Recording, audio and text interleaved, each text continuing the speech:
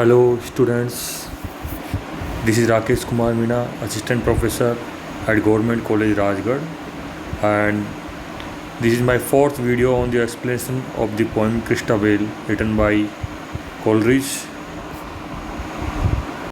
And in this video we will start from line number 175 of the poem Christabel. Here the poet writes,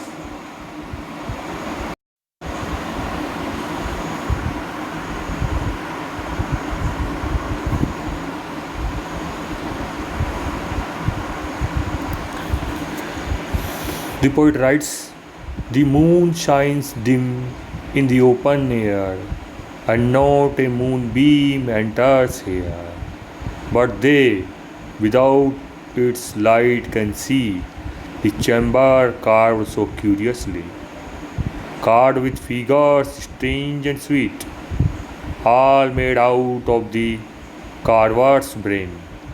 For a lady's chamber meet, the lamp with twofold silver chain is fastened to an angel's feet."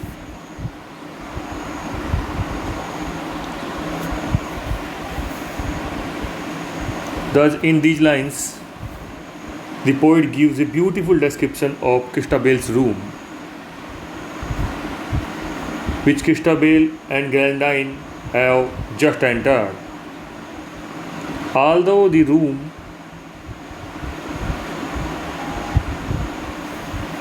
moon shines dimly in the sky, its beams does not enter Christabel's room.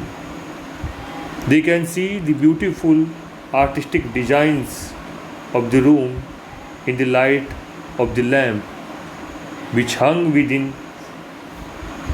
fastened with a double silver chain to the feet of a carved angel in the ceiling.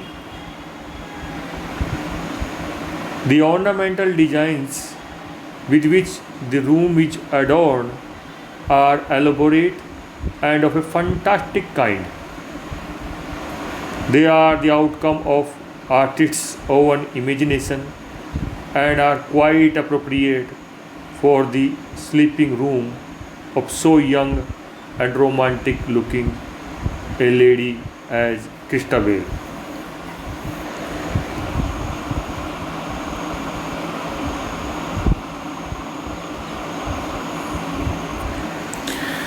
Further, the poet writes in this poem, "The silver lamp burns dead and dim, but Christabel the lamp will trim. She streamed the lamp and made it bright, and left it swinging to and fro, while Geraldine, in wretched plight, sank down upon the floor below."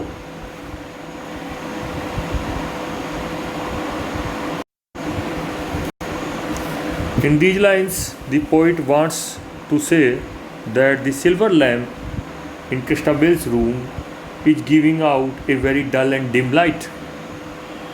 So Christabel put its wick in order and it began to burn brightly. It began to swing to and fro.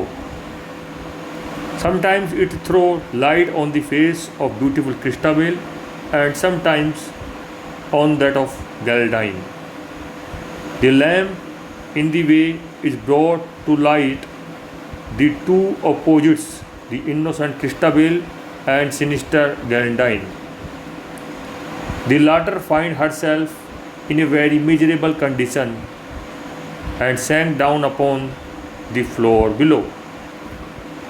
Her misery is probably due to the fact that she feels afraid at the thought of evil that she has intended to do with Christabel.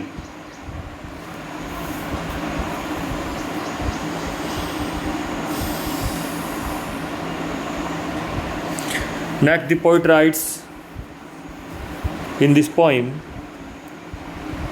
"O weary lady Geraldine, I pray you, drink this cordial wine. It is a wine of virtuous powers. My mother made it of wild flowers."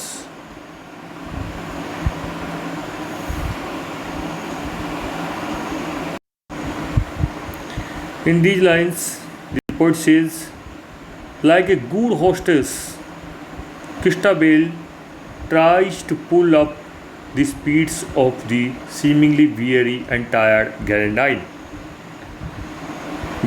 Christabel offers her a refreshing wine, saying that it will work like a tonic in her present state of exhaustion and tiredness. She adds that the wine possesses wonderful powers of refreshing a tired person and has been distilled by her mother from wildflowers.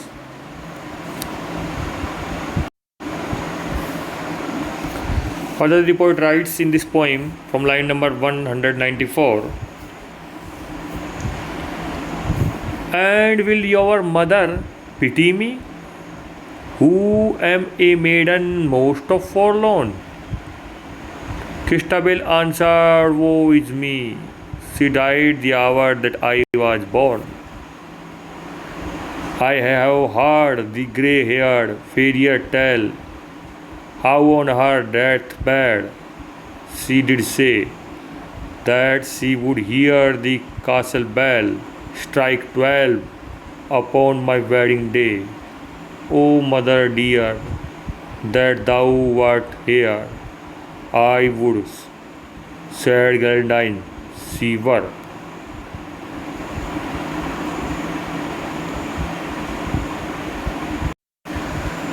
Here are some difficult word meanings, which are forlorn means forsaken. Next, woe is me. It is an exclamation of grief and sorrow. Grey-haired farrier means the old farrier.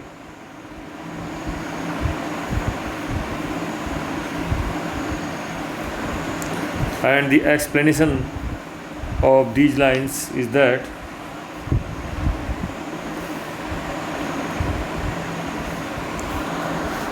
Geraldine asked Christabel, will your mother pity me, who is an abandoned and miserable maiden? Christabel, having a sigh,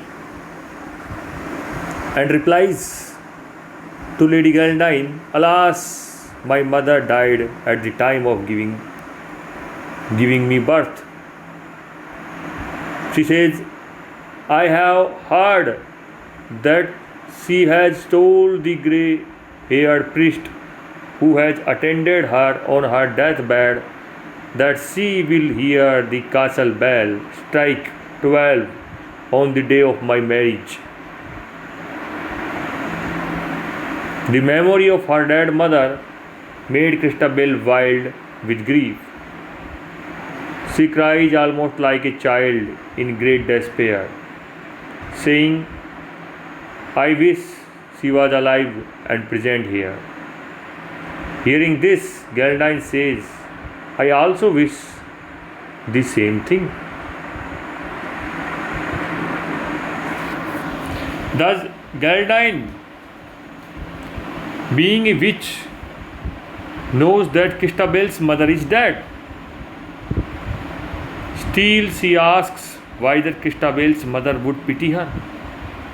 She asks this question only ascertain if Christabel still thinks of her dead mother and invoke her aid in protecting her.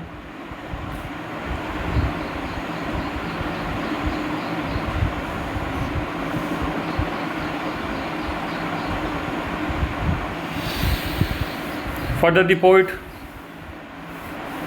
writes from line number 204,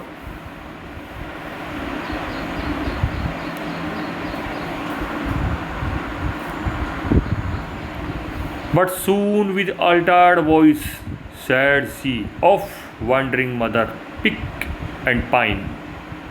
I have power to bid thee flee. Alas, what ails poor Geraldine? Why stares she with unsettled eye? Can see the bodiless dead espy? And why with hollow voice cries she, of woman of, this hour is mine. Thou, her guardian spirit be, of woman of, it's given to me.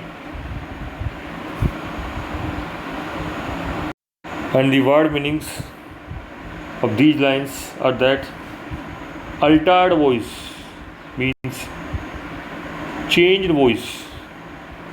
Wandering mother means the ghost of Christabel's mother that has come out of its grave and wanders about.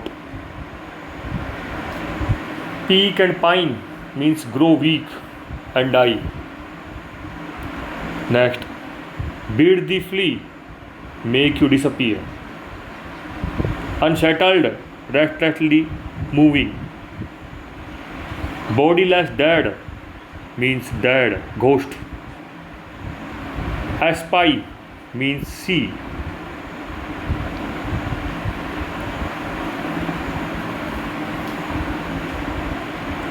And this hour is mine means I am the master of this hour. And the word meaning, and the explanation of these lines is that in these lines the poet wants to say that immediately after that, when Christabel was talking with Geraldine, Geraldine see the ghost of Christabel's mother appearing before her eyes. The ghost, which is the guardian spirit of Christabel, has been wandering in the air to protect her daughter from the evil designs of Geraldine.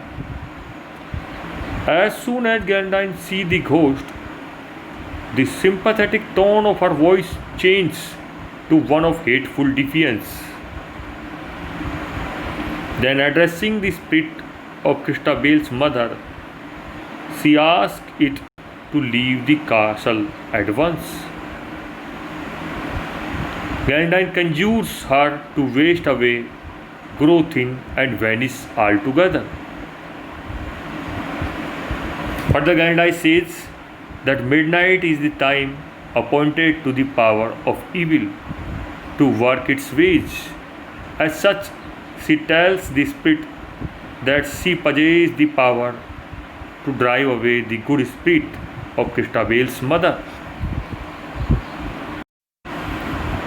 And when Geraldine speaks these words, her eyes balls moves wildly.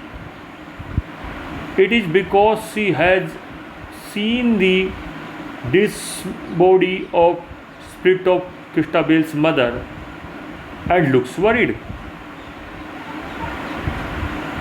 In a hoarse voice, she repeats that thou, the spirit, is the guardian spirit of Christabel, yet at that time Christabel is fully under her influence and control. She adds that the evil hour of the midnight is entirely hers, and hence the good spirit must move out of sight.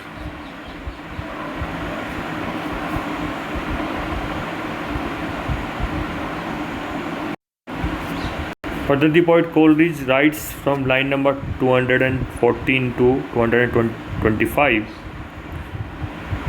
And why with hollow voice cries she, of woman of.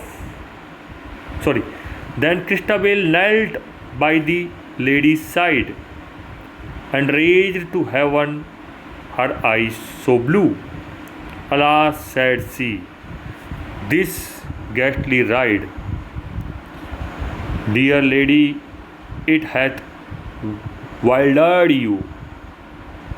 The lady wiped her moist, cold brow and faintly said, it's over now. Again the wildflower wine she drank.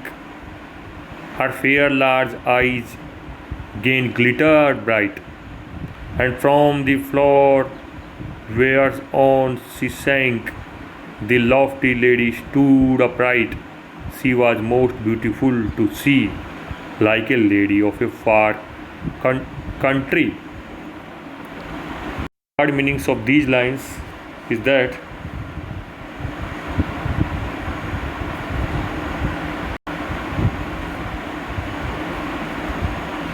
ghastly means terrible. Wildered means upset. Moist means wet.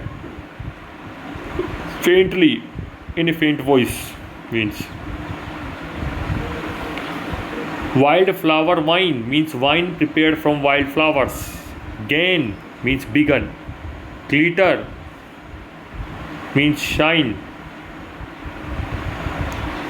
Lofty means tall. Upright means erect.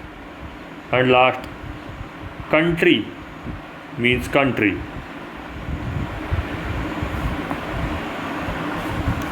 And the explanation of these lines is that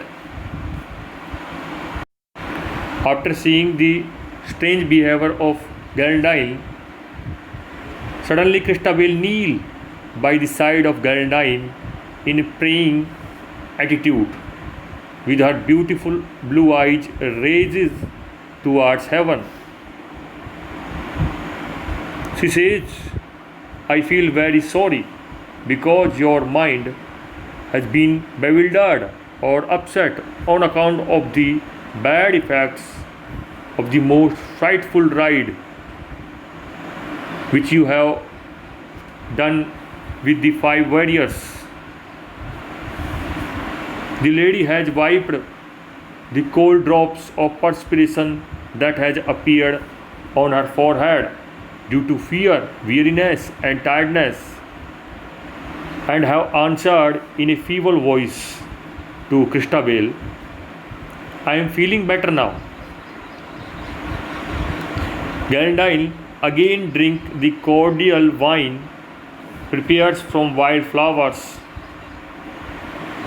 and she stand up erect from the floor where she has collapsed, and her large beautiful eyes begin to glitter now. She looks most beautiful. She appears a spirit of the next world and not of this world. And in this way, the tall lady Christabel stands straight again after drinking the wild wine prepared by Christabel's mother. And with this, it is the end of this video lecture. In my next videos, we will carry on this poem. Till then, goodbye. I hope you have enjoyed this video. Thank you.